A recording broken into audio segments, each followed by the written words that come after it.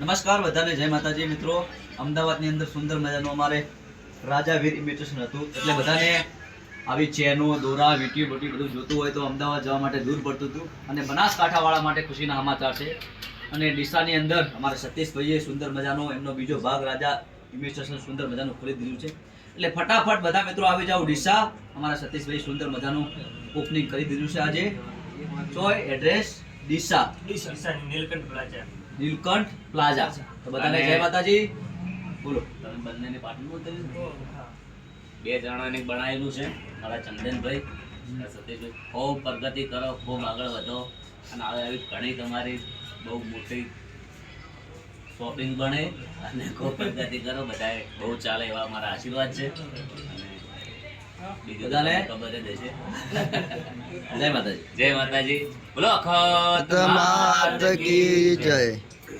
Ready.